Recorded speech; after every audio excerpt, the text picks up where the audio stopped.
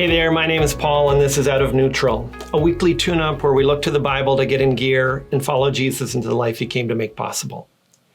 Today I want to talk about how a Christian should respond to Canadian injustice against Indigenous peoples. Every so often, something will happen to trigger a national conversation about injustice against Indigenous peoples in Canada. Sometimes it's the disappearance or death of an Indigenous woman that doesn't seem to have been adequately investigated. Other times it's a dispute over a land claim.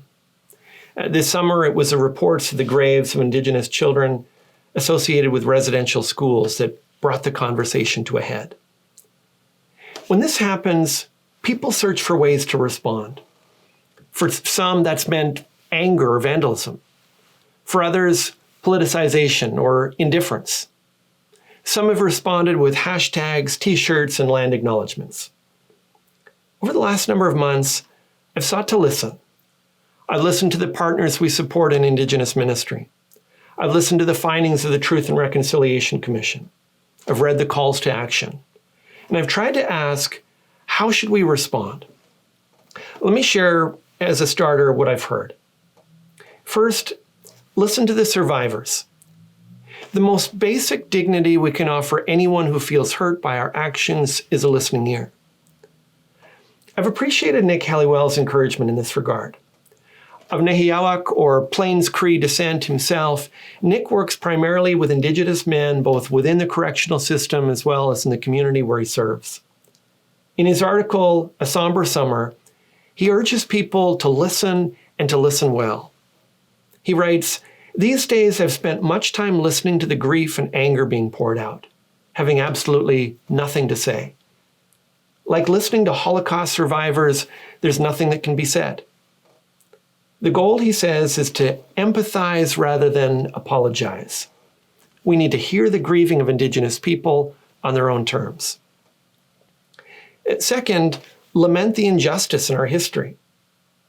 Once we've listened to survivors, we need to become familiar with the history. We can't learn from history that we're not familiar with. As I began to do some reading, I realized how ignorant I was about the toll that Canadians' colonial past had inflicted upon First Nations, Métis, and Inuit peoples. That much of the injustice was done in the name of our God is all the more grievous.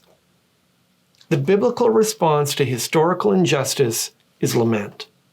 We grieve the pain that people have felt and the damage that has been wrought in their lives. We look to God because he alone is just and able to bring about the justice that we all long for.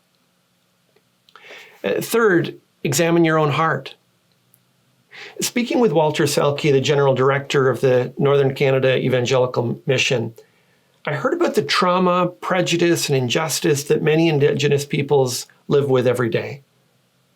I think we all need to question whether there are ways that we discriminate against Indigenous peoples in our social relationships, employment-based interaction, or our politics.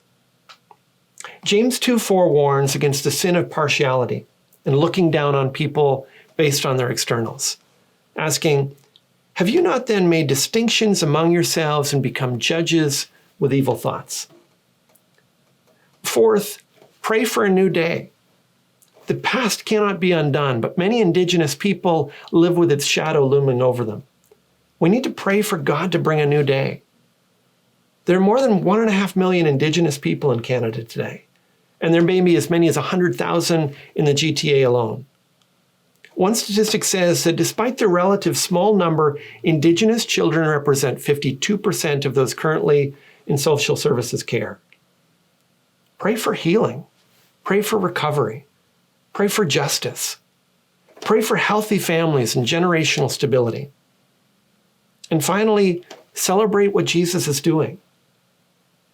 All of us choose what to listen to, but those choices impact what we believe and how we see the world.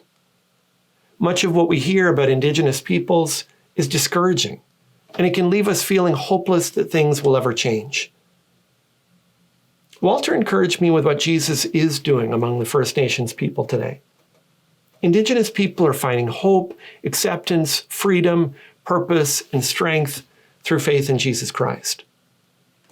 Tribal Trails is a half-hour weekly program giving a voice to First Nations people who have found new life and hope through Jesus. It's given me hope and a reason to celebrate, even as I grieve the circumstances that many find themselves in. May God guide your response to the injustice that many Indigenous peoples in Canada have faced in the past and continue to be confronted with today. That's all for this time. If today's video has helped you get out of neutral, share it with your friends and subscribe to join us on the journey.